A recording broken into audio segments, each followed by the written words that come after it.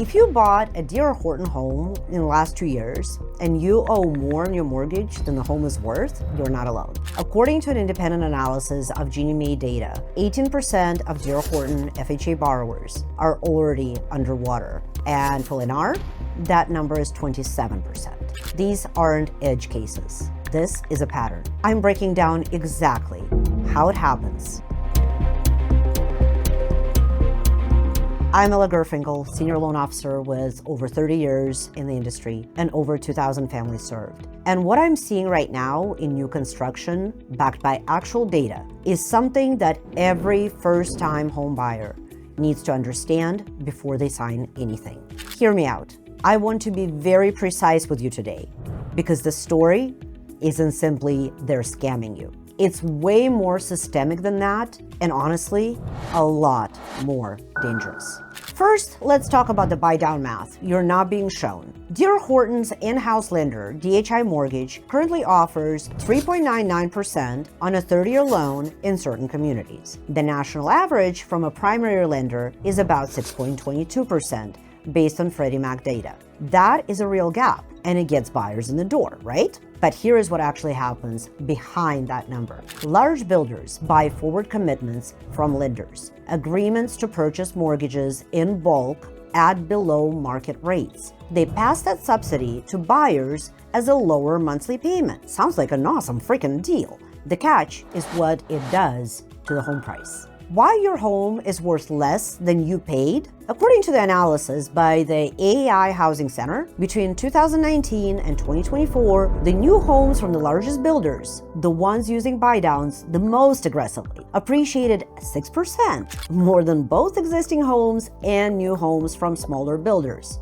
On paper, that sounds good. In reality, it means you overpaid for the home itself in exchange for a lower rate. Here is a concrete example from the data. Say a builder has a home listed at $400,000 that isn't moving. They could cut the price by 10% and take a $40,000 hit. Or they could spend roughly half that, around $20,000, to buy down the mortgage rate and get you to qualify for the full $400K. They keep their price, you get a lower payment, and you start out slightly underwater before you even move in. That's not illegal, but Lennar last quarter was offering incentives equivalent to 14% of the average home price. That's about $64,000 per property, the highest level of concession activity since 2010. Let me repeat that one more time. $64,000 per property, the highest level of concessions since 2010. That's at the tail end of the housing collapse. What does that tell you? That tells you how much pressure they're under to move inventory and how aggressively they're using rates to do it.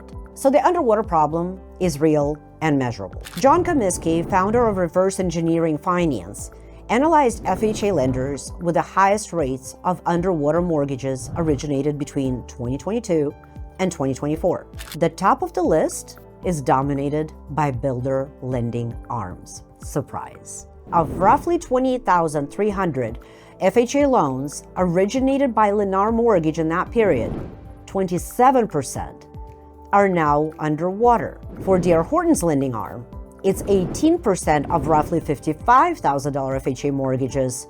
Same applies. Compare that to Quicken Loans, which does a similar volume of FHA business but isn't owned by a builder, and their underwater rate is 10%. That gap, it freaking matters. On top of the price inflation issue, some builders, including D.R. Horton in certain communities, are running temporary buy-downs that start at 0.99 in year 1 and rise to 3.99 by year 4. Sounds manageable, right? But most buyers don't walk through what their payment looks like at year 5 when the buy-down ends and the full rate kicks in. That's when the payment jump hits. The next danger point is the debt-to-income picture. The Federal Housing Administration, by the way, that's what FHA stands for, not the first-time home buyer, tracks what share of its borrowers are spending more than 43% of their pre-tax income on mortgage payments. That is the threshold the FHA considers risky. Last year, nearly 2/3 of the FHA borrowers crossed that line. That's not a number from 2008. That's now. If you're shopping new construction, Here are the red flags to watch out for and hopefully avoid.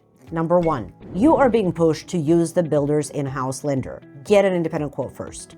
Always. Let me give you an example. In the last 60 days, I looked at a quote from a builder's preferred lender versus the quote I issued to a client. The builder's credit was unbelievable on paper, but my quote ended up being cheaper because one hand giveth, one hand taketh with the builder's lenders. They were charging an arm and a leg for the same rate I was offering without a charge. And that's where all of the seller credit, builder's credit, went towards. So at the end of the day, the buyer was spending the same amount of money out of pocket as if they went with me. And that's one of the biggest warning signs to be aware of. Number 2, the rate comes with a buy down. Ask exactly when it expires, what your payment is at year 5, whatever the date of the buy down expiration is, and get it in writing.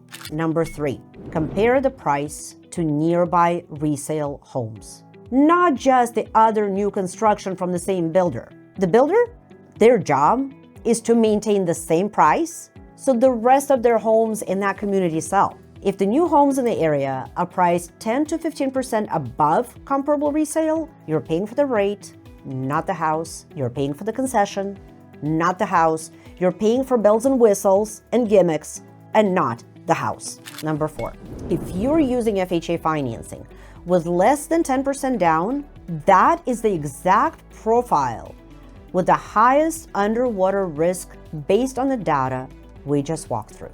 Now let's talk about what you can do. If you're already in one of these mortgages and you're concerned about your equity position, get an independent appraisal, not from the builder's preferred appraiser, an independent person. If you're shopping, use an independent mortgage lender, not the builder's in-house or captive or preferred lender.